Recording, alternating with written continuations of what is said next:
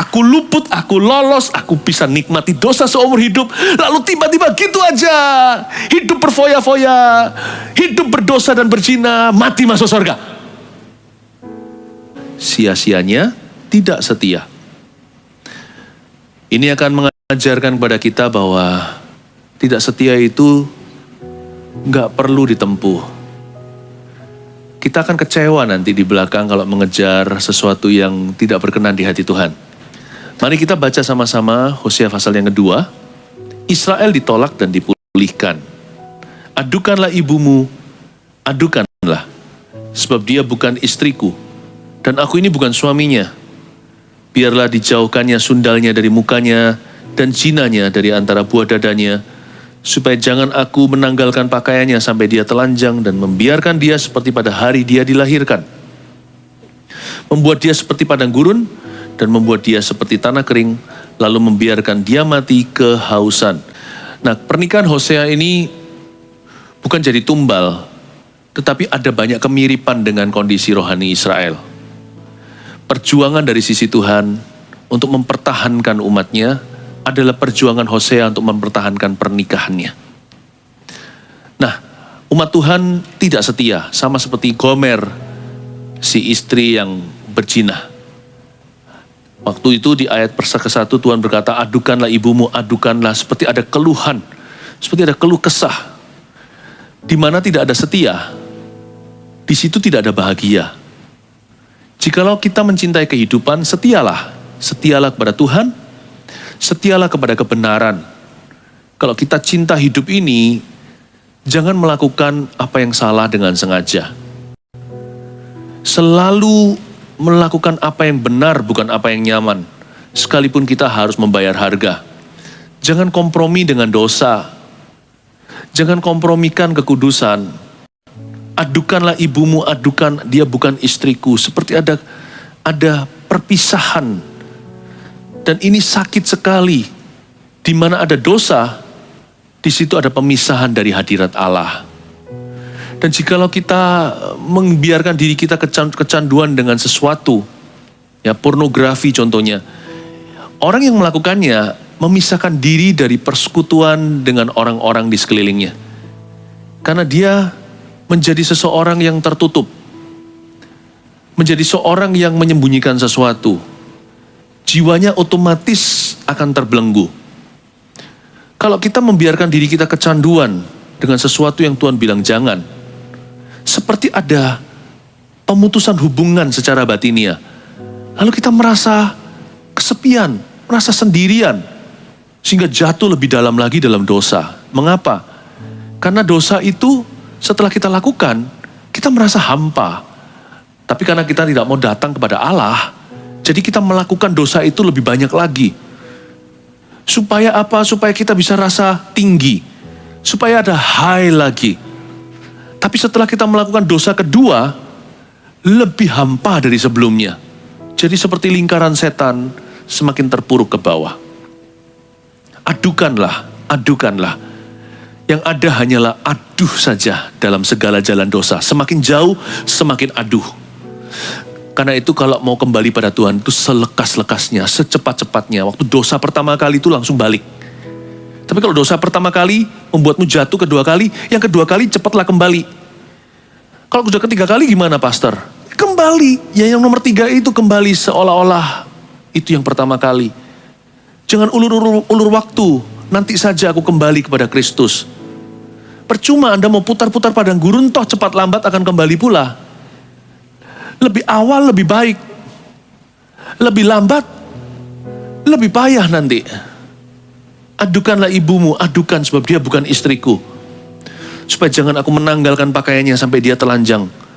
Membuat dia seperti padang gurun, membuat dia seperti tanah kering. Tambah lama dosa disimpan, tambah besar malapetakannya. Tambah gede malunya.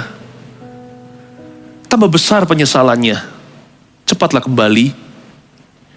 Ilmu bangkit setelah jatuh adalah kapan? Segera ketika Anda menyadari. Jangan tunda-tunda lagi.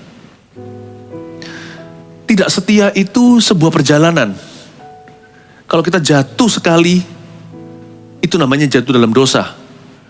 Tapi kalau terus-menerus kita biarkan, itu namanya tidak setia. Orang yang setia berjalan bukan berarti nggak pernah melakukan kesalahan. Kalau dia berjalan dalam kesetiaan, lalu sekali-kali dia jatuh. Waktu dia jatuh belum termasuk tidak setia. Asal dia bangkit langsung. Cepat kembali pada Tuhan dan berkata, I'm sorry. Sorry aku melakukan lagi. Maafkan aku Tuhan, ubahkan aku, jamalah aku, sucikan aku. Ya memang ada kegagalan terjadi. Ada kesalahan yang dilakukan. Tapi kalau dia cepat kembali, dia masih ada di jalur kesetiaan. Tapi kalau kita berlarut-larut di situ, berlama-lama kemudian, jangan-jangan kita mulai merintis karir ketidaksetiaan kita kepada Tuhan. Itulah sebabnya amarah jangan dibawa lewat satu malam. Jangan nginap di rumah murka. Pokoknya kalau Anda ada sesuatu yang salah dirasakan di hati, cepat bereskan hari itu. Hari ini adalah harinya Tuhan, jangan tunggu esok hari. Ingat ya, jalan dalam jalan kesetiaan itu adalah anugerah. Please don't get out, jangan keluar karena upahnya besar menantimu di depan. Tapi ya gak perlu jadi perfeksionis juga. Aduh Tuhan aku salah, ya sudahlah. Toh sudah terlanjur salah. Nasi sudah jadi bubur. Teruskan salah. Teruskan dosa. Jangan, itu komitmen namanya. Kalau kita salah dan menyadarinya, cepat bangkit. Kita gak usah perfeksionis. Tapi kan sudah ada noda. Kalau kita jatuh sebentar saja, cepat kembali, kita masih ada di jalurnya. Kita belum keluar dari jalur kesetiaan. Kalau enggak ya, setiap kilometer aduhnya semakin gede. Adukanlah ibumu, adukanlah sebab dia bukan istriku. Tambah lama, tambah terpisah. Semakin jauh, semakin buram masa depanmu. Ayat 3. Tentang anak-anaknya, aku tidak menyayangi mereka, sebab mereka adalah anak-anak sundal. Sebab ibu mereka telah menjadi sundal. Dia yang mengandung mereka telah berlaku tidak senonoh. Sebab dia berkata, aku mau mengikuti para kekasihku yang memberi roti dan air minumku, bulu domba dan kain lenanku, minyak dan minumanku. Ayat 3 dan 4, Tuhan seolah-olah marah kepada anaknya. Ini anak Gomer dan Hosea atau bangsa Israel, kedua-duanya. Kepada bangsa Israel, Tuhan berkata seperti ini, aku tidak menyayangi mereka lagi. Mereka adalah anak-anak sundal. Karena pernikahan Hosea adalah simbolisme daripada kondisi rohani Israel. Tapi Tuhan juga memperingatkan kepada Gomer, memperingatkan begini, kalau kamu terus dalam sundalmu, nanti apapun yang dihasilkan dari persundalan itu, aku tidak akan sayangkan. Ayat 3 tidak boleh ditafsirkan Tuhan membenci anak-anak. Anak-anak haram contohnya. Saya selalu percaya tidak ada anak haram. Karena anak gak tahu apa-apa. Dia lahir orok bayi. Bukan pilihan dia datang ke dunia. Sekalipun dia lahir dari kecelakaan di luar pernikahan atau sebelum nikah. Tapi anak itu tetap mulia di mata Allah. Tuhan tidak pernah membenci anak kecil. Yang haram itu papa mamanya. Perbuatannya. Anak-anak itu sendiri tidak mengerti.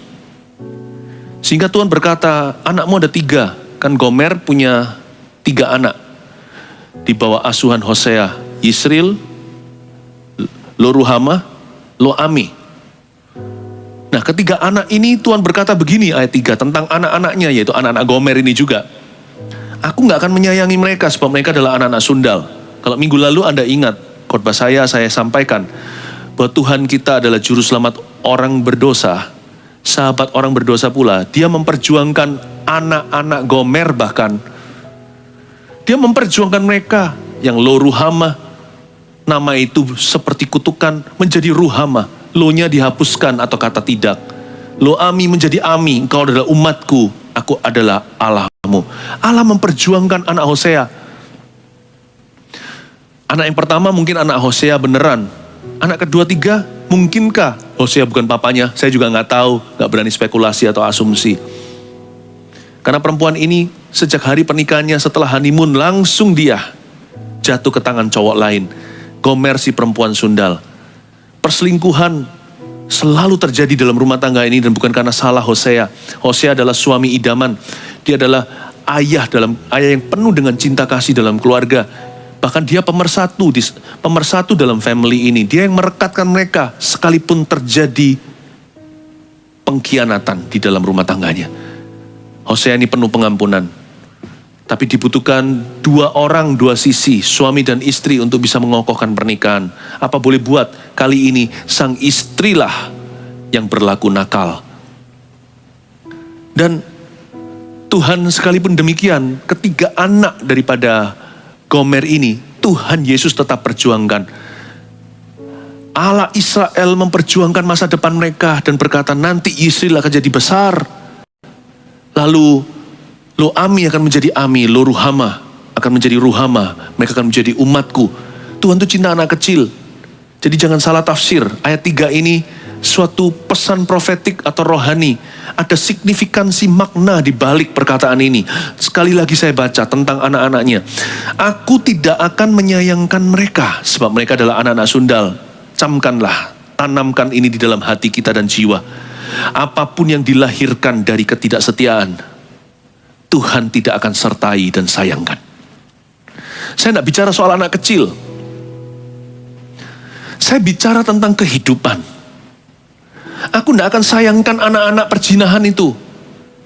Sebab mereka adalah anak-anak sundal. Apapun yang Anda hasilkan dari kehidupan yang tidak setia atau kurang setia kepada Tuhan, segala sesuatu yang lahir dari ketidaksetiaan, termasuk ketidaksetiaan terhadap pasanganmu, Tuhan tidak akan sertai itu. Tuhan tidak akan sayangkan. Makanya seorang suami yang tidak setia pada istrinya, doanya terhalang dengan sendirinya. Kalau dia tidak bisa berdoa dengan mengangkat tangan kudus, apalagi kalau berlaku kasar kepada pasangannya, atau kepada istri masa mudanya yang sah, maka Allah membenci perceraian. Tuhan juga tidak akan dengarkan doanya. Apapun yang dilahirkan dalam kondisi hatimu yang tidak setia pada Tuhan, pada pasangan, atau komitmenmu dalam pelayanan dan dalam pekerjaan. Kalau Anda telah mencetuskan sebuah nasar, atau Anda telah berjanji dengan Tuhan, Anda telah membuat suatu komitmen untuk sungguh-sungguh, lalu habis itu Anda kompromikan, Anda berubah setia, tidak punya integritas, Allah tidak akan berkati dan sertai hidupmu. Anak-anakmu tidak akan kusayangi, yaitu anak-anak sundal itu. Ini bukan hanya anak-anakmu, anak-anak buahmu. Ini juga buah-buah hidupmu yang salah. Ini juga hasil karyamu, proyek-proyekmu, bahkan tubuhmu, bahkan hidupmu itu sendiri. Aku tidak akan sayangkan, aku tidak akan sertai. Tidak ada restuku, tidak ada berkatku.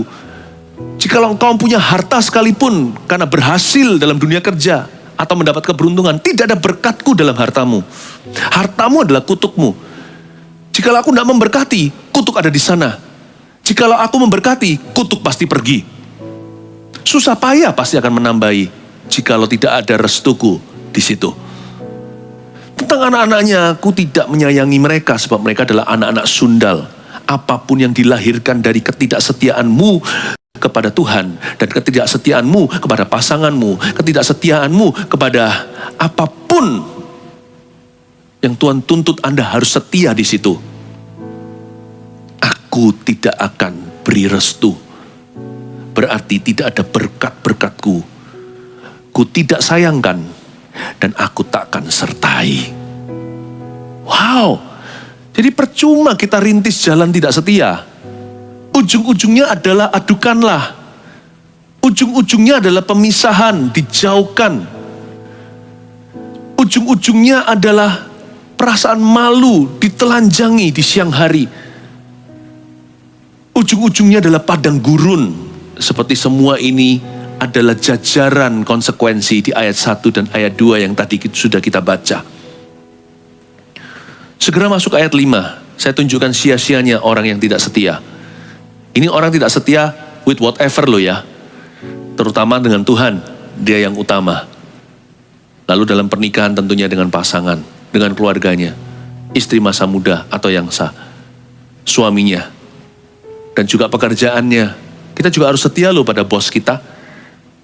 Pengajaran dalam surat Paulus mengatakan, hendaklah seorang hamba setia dan belajar untuk melayani dengan sungguh-sungguh, bukan seolah-olah ketika dia dilihat saja, maka dia lakukan dengan benar. Tapi dia harus belajar untuk menghargai majikannya, yang bengis sekalipun, apalagi yang saudara seiman. Ya.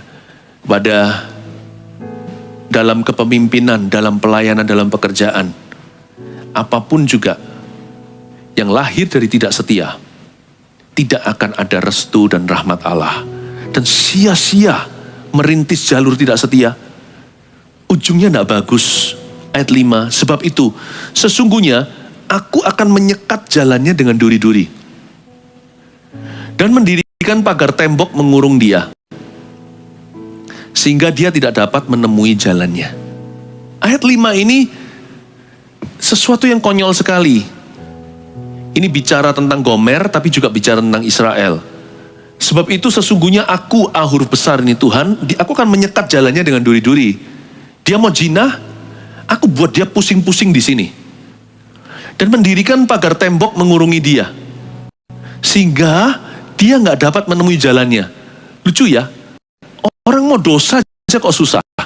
Loh, Tuhan nggak akan memaksa kita. Kita bukan Pinocchio, kita punya pilihan bebas. Tapi sekalipun kita mau membangkang dan lari dari hadapan Tuhan, Tuhan bukannya nggak bisa berbuat apa-apa. Tuhan izinkan, karena itu kehendak bebas kita. Tapi sekalipun begitu, Tuhan pasti membuat jalan dosa kita susah. Pernah nggak Anda rasakan sewaktu Anda jatuh dalam sebuah dosa? Tiba-tiba Anda tidak menemukan jalan. Bukan berarti nggak bisa berdosa. Tuhan tidak pernah memaksa seseorang suci. Tapi tidak terpikirkan gitu. Atau gegabah. Orang kalau sudah dihinggapi hawa nafsu atau sudah kalap mata, biasanya nanti ya perbuatannya konyol-konyol semua. Padahal tadinya sudah direncanakan loh, kalau aku nanti mau meninggalkan Tuhan, aku mau hidupnya begini. Tapi nanti waktu dijalani, nggak senikmat, nggak seluar biasa, nggak semenggebu-gebu ketika kita sewaktu dicobai. Jalan dosa itu ternyata juga ada jalan buntunya.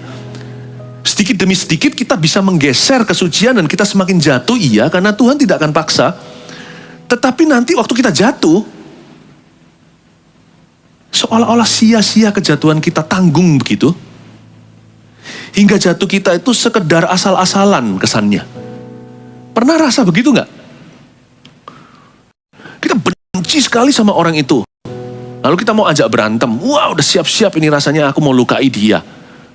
Nanti pada waktu berantem tiba-tiba dilerai oleh orang-orang di sebelah kiri kanannya. Belum bisa melampiaskan puas, udah dilerai. Waduh, celaka. Udah terlanjur jatuh, begini doang jatuhnya. Sudah jadi orang emosian, udah rusak reputasinya. Tapi mukul pun belum sempat. Tuhan jalan buntu. Dia sekat. Dia pagari. Orang udah mikirnya macam-macam ini. Saya mau berbuat itu dan ini. Tapi waktu melakukannya, ada intervensi, campur tangan Allah. Waktu dia mau melihat sesuatu yang dia tidak duga, seseorang yang dia paling takuti, tiba-tiba berada di situ.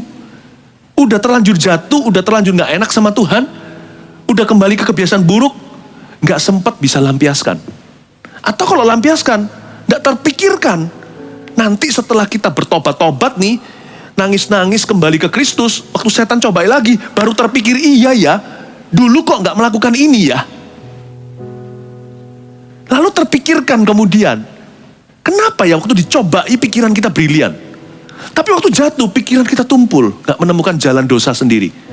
Kok bisa ya? Tuhan memang jagonya buat orang berdosa frustrasi. Malah celaka, terkutuklah orang yang diizinkan Tuhan melampiaskan. Setelah dia lampiaskan, seperti Kain bunuh Habel begitu. Setelah mati, katakan kalau ini nafsunya adalah murka. Dia belum bisa nikmati rasa puasnya, langsung ditangkap, dipenjara, dihukum, dan seumur hidup sengsara. Kalau sampai Tuhan izinkan dilampiaskan, kalau jalan buntu itu pagarnya dibuka, sekatnya semua diambil, berarti Tuhan sudah siap untuk membuat Anda minum cawan murka tanpa campuran sama sekali. Itu murni alkohol amarah. Bukan 20% alkoholnya, bukan 40% bahkan, bukan 70% seperti semprotan pembersih kuman. 100% tanpa campuran Tuhan izinkan murka Anda minum seumur hidup. Berbahagialah Anda ketika berdosa masih ada sekatnya. Tidak wah jatuhmu. Tidak heboh. Tetapi setelah itu perasaan bersalahnya heboh luar biasa. Kayak orang tanggung jatuh, gak bisa total. Bangun tidak mau. Itulah roh gentayangan ayat yang ke-8. Ayat yang ke-6 maksud saya. Dia akan mengejar para kekasihnya. Dikejar kan, tapi gak akan mencapai mereka. Tidak mencapai tujuan hati dosa. Dia akan mencari mereka, tapi gak bertemu dengan mereka. Ini yang saya sebut roh gentayangan ya beginian. Hati yang penasaran, gak mencapai tujuan hati dosa. Dia gak bertemu dengan kekasihnya, padahal udah kejar dan sempat belanin tinggalkan Tuhan maksudnya. Malah gak bertemu dengan kekasihnya, tidak bertemu sama sekali dengan mereka. Itulah sebabnya orang yang tidak setia itu gak pernah puas hidupnya. Neraka gak berani, surga belum mau. Orang begitu tidak tahu apa yang dia inginkan. Jalan tidak setia itu tanggung sekali. Kalau mau setia, setia sama Tuhan. Janganlah kita setengah-setengah. Karena orang yang penasaran itu tidak bahagia hidupnya. Hatinya tidak pernah dipuaskan. Sama Tuhan juga gak puas. Waktu sama Tuhan, pikirannya ke dunia. Aduh kok enak ya. Nanti waktu di dunia, gak berani. Waktu di dunia nanti, waktu kita jatuh, pikiran kita tertuduh, rasanya mau kembali, selalu ada yang kejar-kejar. Kemanakah aku dapat pergi menjauhi rohmu Tuhan? Roh Kudus selalu membisikkan, come back to me, come back to me. Waktu kita di dalam dosa, di dalam kegelapan, selalu ada tuduhan, come back, kembali. Tapi nanti waktu kembali sama Tuhan, dunia memanggil-manggil dengan melambai-lambaikan tangannya, come to us, datang kemari. Susah jadi orang begitu sama Tuhan, gak sepenuh hati.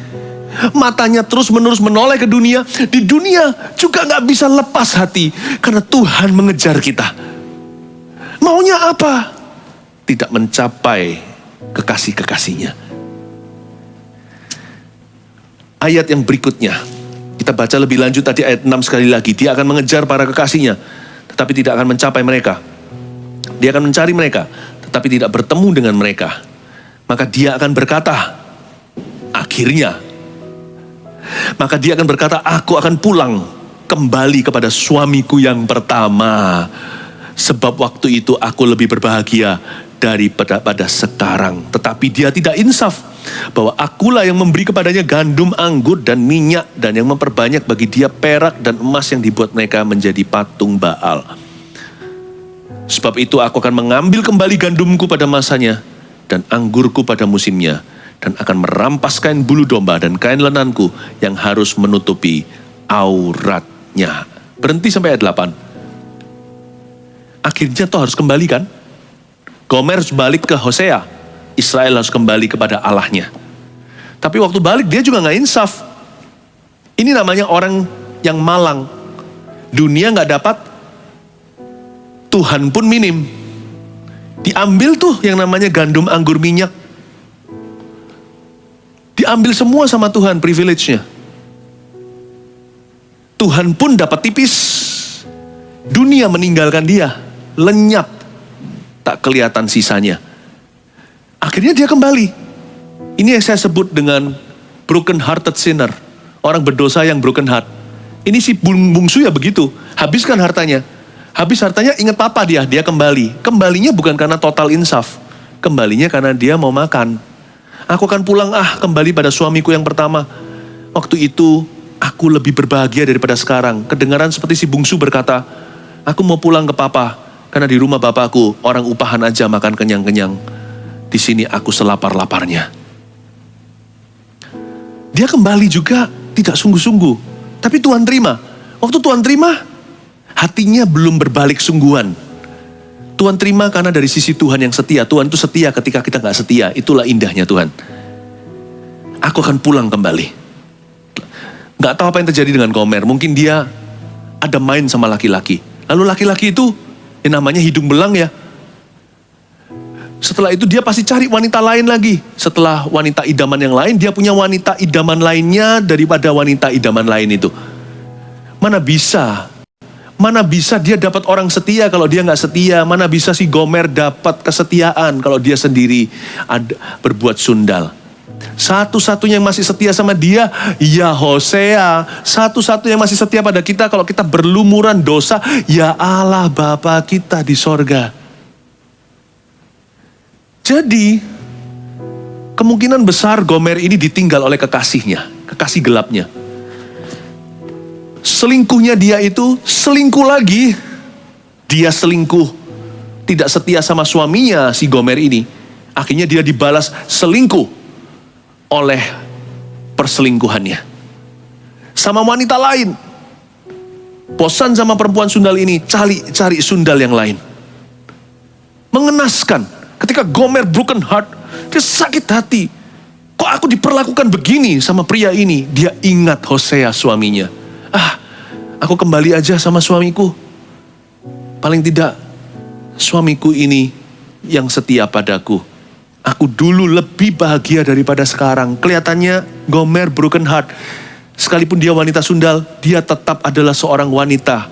Dan perempuan itu peka perasaannya. Dia salah hati iya, tapi perasaannya tetap perempuan. Ketika dia dimadu, dikhianati, dia sakit hati. Waktu itu aku lebih bahagia, aku lebih happy sama suami. Dia balik lagi kepada husband atau suaminya. Saya ajak Anda lihat sia-sianya tidak setia.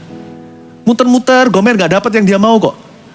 Seperti orang Samaria di sumur ketemu Yesus itu, perempuan itu berkata, kok tahu Tuhan bahwa aku punya 5 laki-laki dan kelima-limanya bukan suamiku. Mau giliran dia punya pacar gonta-ganti, tetap dia gak puas hati. Di dalam hatinya seperti ada lubang sumur yang tidak terisi. Gomer juga begitu. Aku mau pulang kembali kepada suamiku. Tapi dia gak insaf. Sampai ke Hosea, diterima. Tapi dianggap sepi. Diterima, tapi dia ambil semua privilege-nya. Tanggung ya. Tanggung. Bukannya si Gomer gak mau meninggalkan Hosea loh. Dia tahu bahwa dia hanya bisa bahagia sama Hosea. Tapi dia ini memang nakal. Dia cari cowok-cowok lain. Kiranya Hosea bisa dibuat cuti gitu. Aku cuti dulu ya sama kamu. Nanti aku kembali. Mana mau Tuhan digitukan. Mana mau suami yang baik digitukan. Atau istri yang baik digitukan. Mana mau bos Anda pekerjaan digitukan. Nanti saya cari dulu, nanti gak dapat, aku kembali lagi kerja di sini. Mana mau. Gak bisa. Setia itu komitmen di depan. Gak boleh memadu. Gak boleh begini, aku coba dulu nanti aku kembali ya. Kalau memang gak berhasil, saya tak balik dulu. Karena saya tahu di sini aku bisa makan. Gak ada orang yang mau digitukan. Tapi bagaimanapun juga cerita ini luar biasa tentang kesetiaan. Sekalipun gak mau, Hosea tetap menerima Gomer apa adanya dengan kasih tak bersyarat. Melambangkan kasih Tuhan Yesus. Tuhan tidak suka digituin. Tapi apakah Tuhan punya pilihan kalau kita kembali? Kecuali menerima kita karena sifatnya Allah itu penyayang. Tuhan tetap terima. Tapi dia ambil semua privilege-nya. Semua haknya dirampas sama Tuhan. Sama Tuhan ditahan. Gandum, anggur, minyak. Bicara soal urapan. Apa yang mengenyangkan. Apa yang menyukakan hati. Anggurkan lambang sukacita. Semua sukacita itu pergi ditahan sama Tuhan. Supaya yang ada di dadanya adalah duka cita. Gandum yang mengenyangkan ditahan sama Tuhan. Dibuat sedikit-sedikit. Bukan membuat dia kelaparan.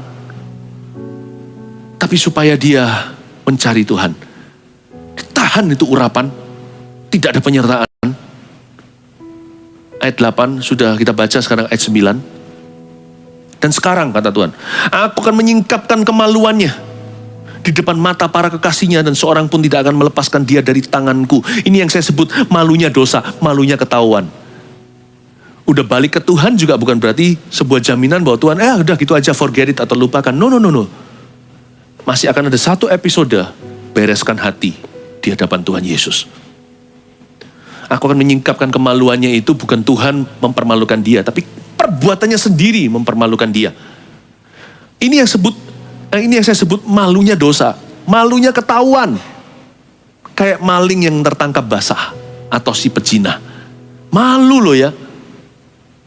Ujung dari jalan tidak setia dan kompromi dosa tidak ada lain kecuali remorse atau perasaan malu. Ayat 10, aku akan menghentikan segala kegirangannya, hari rayanya, bulan barunya, dan hari sabatnya, dan segala perayaannya. Aku akan memusnahkan pohon anggurnya dan pohon aranya, yang tentangnya dikatakannya, ini semua pemberian kepadaku, yang dihadiahkan kepadaku oleh para kekasihku. Aku akan membuatnya menjadi hutan, dan binatang-binatang di padang akan memakannya habis. Itu dia. Diambil semua privilege, rasa malu. Ayat 12.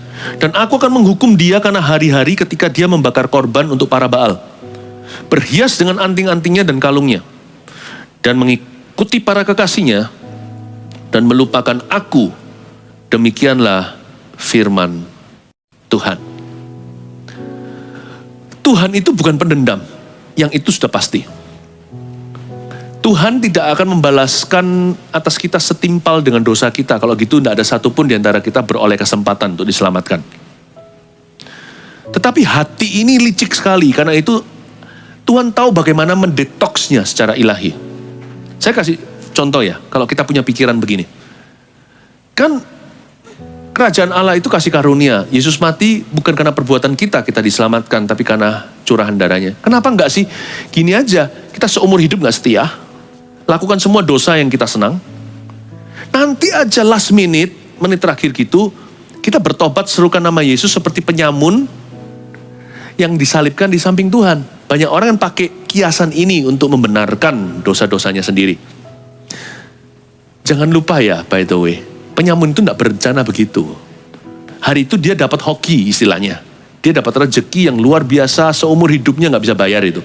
Dia ketemu Yesus. Nah, penyamun ini mendapatkan sebuah keberuntungan dan berkat yang luar biasa dahsyat. Dia diselamatkan tepat di saat-saat terakhir hidupnya sebelum dia menghembuskan nafasnya. Jangan jadikan ini sebagai pembenaran bahwa kita bisa hidup gak setia lalu nanti terakhirnya pokoknya kita diselamatkan last minute-an. Ini penyamun gak punya perencanaan. Jangan lupa lagi yang kedua, penyamun ini berdarah-darah, disalib tuh sakit sekali loh. Jadi orang ini sudah mendapatkan detoks ilahi atas semua barang curian. Dia pernah bunuh orang, mungkin dia pernah gebukin musuhnya dulu atau lawan saingannya, sesama gangster, dihajar. Dia rasakan puasnya lihat orang berdarah. Itu semua sirna ketika dia sendiri berdarah di kayu salib berjam-jam di situ. Dia ngerti rasa sakitnya orang yang dia pukuli sampai mati itu. Jikalau memang kasusnya begitu. Jadi dia mengalami, dia masuk ke sorga bukan karena detoks ilahi, bukan karena dia berdarah-darah di kayu salib. Dia gak bisa mati untuk dirinya sendiri. Dia selamat juga karena kematian Yesus yang ada di sampingnya itu. Curahan darah Tuhan, bukan curahan darahnya sendiri. Tetapi hatinya dibuat benar di menit-menit terakhirnya. Waktu dia lihat darah dari tubuhnya sendiri, dia hancur lebur. Dia tahu, Tuhan, ampuni aku dulu suka pernah menghajar orang. Sedemikian parahnya hingga dia berdarah. Hari ini aku tidak menikmati satupun semua dosa yang dulu kuanggap kenikmatan bisa lampiaskan. Ampuni aku, ingatlah aku di Firdaus. Ada detoks ilahinya. Dia masuk surga karena darah Yesus.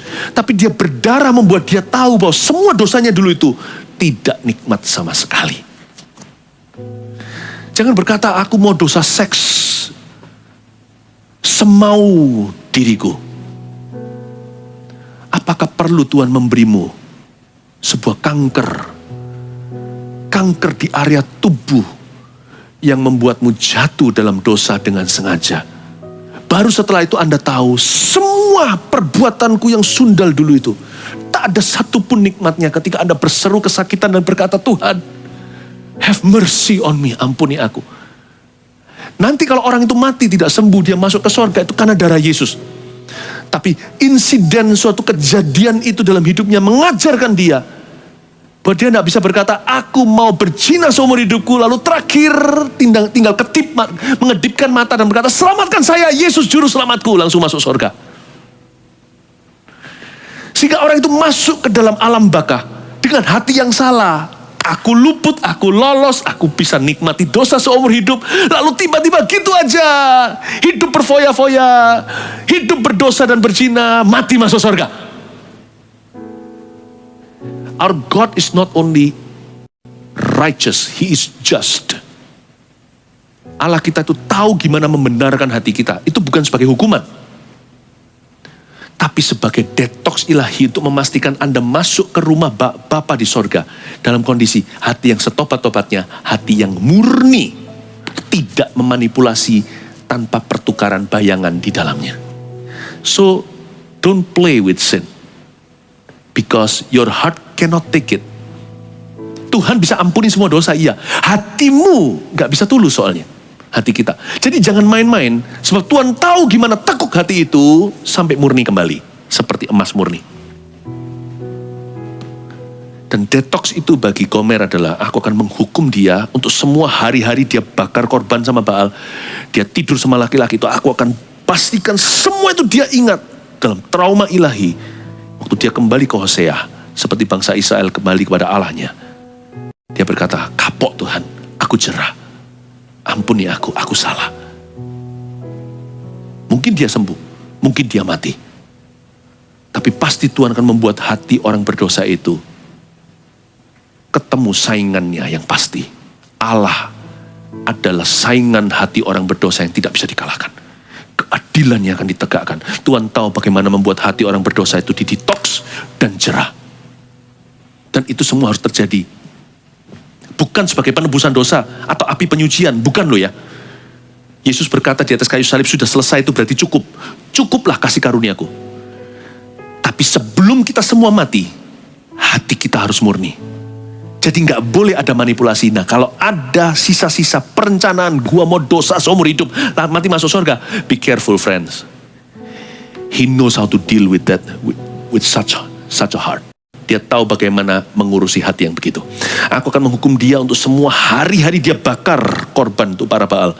Berhias dengan anting dan kalungnya. Aku akan ingat semua perhiasan dekorasinya. Satu persatu akan ingat. Aku akan buat suatu rancangan untuk mendetoks dia sebelum dia kembali selama-lamanya pada aku.